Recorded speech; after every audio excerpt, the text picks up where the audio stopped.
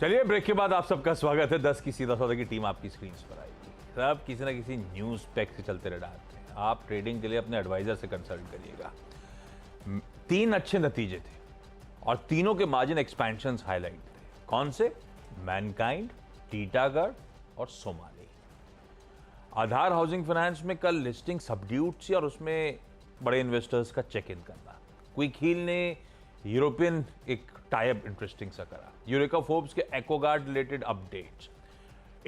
अब फिर उसके बाद 4 नतीजे जो हैं ये ठंडे हैं, इसीलिए लाल रखा है। Jindal stainless margin disappointment, NLC India execution related challenges, Dixon technologies top line miss, उसके चलते सब कमजोर हो गया, परकुलेट कर गया। और TCI transport corporation of India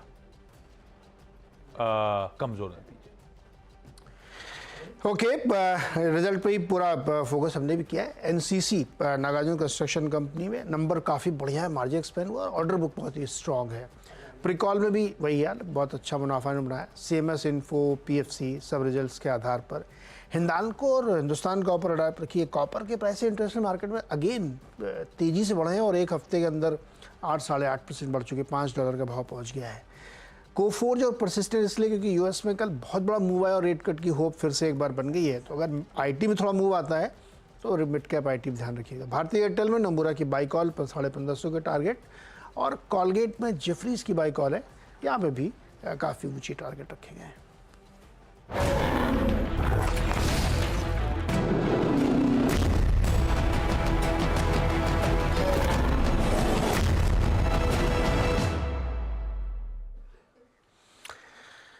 चलिए भाई, मुनाफे की तैयारी की ओर बढ़ते हैं और आज बहुत ही इंटरेस्टिंग डे होने वाला है क्योंकि यूएस क्यूज बहुत सॉलिड है, ज़बरदस्त नंबर वहाँ से आए हैं। अभी डिटेल में हम लोग डिस्कस करेंगे और भारतीय बाजारों ने कल थोड़ा सा अंडरस्टैंड करने की कोशिश तो की है लेकिन अभी फुली नहीं कर पाए हैं। आज हमको लगता है उसका अच्छा रिएक्शन यहाँ पे होना चाहिए क्योंकि सिर्फ अमेरिका नहीं, दुनिया भर के बाज़ारों में बहुत बड़ी तेज़ी बनी है। और अनुज जी आज हमारे साथ हैं।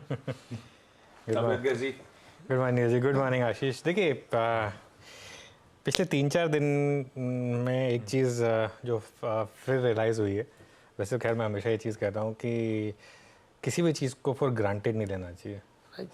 स्पेशली हमारी हेल्थ को तो बिल्कुल भी फॉर ग्रांटेड नहीं लेना चाहिए। एक मैं मतलब आप बिलीव नहीं करेंगे, जस्ट इस वीकेंड से पहले मैंने वो पॉडकास्ट किया था देवीना मेहरा जी के साथ और उसमें एक बात वो कही थी, हमने एक चीज़ बोली थी कि एक कुछ ऐसी कितनी ऐसी चीज़ें हैं जिनको हम एज्यूम कर लेते हैं कि ये तो ठीक ठाक चल ही रही हैं। मेरे तो खैर पिछला 1 महीना कुछ ज़्यादा ही हो रहा है। पहले फिंगर में प्रॉब्लम हुई, उसके बाद ये आँख में प्रॉब्लम हुई, उसकी वजह से सर दर्द। तो एक जो चीज़ होती है ना, हमें ग्रेटफुल और थैंकफुल रहना चाहिए बहुत चीज़ों के लिए। और मैं ग्रेटफुल और थैंकफुल हूँ कि चलिए ज़्यादा नुकसान नहीं हुआ और 3-4 दिन का ब्रेक हुआ। और बस ये मुझे इस चीज़ से थोड़ा सा दुख हुआ कि जो एक मार्केट का काफ़ी इंपॉर्टेंट फेज था पिछले 3 दिन का,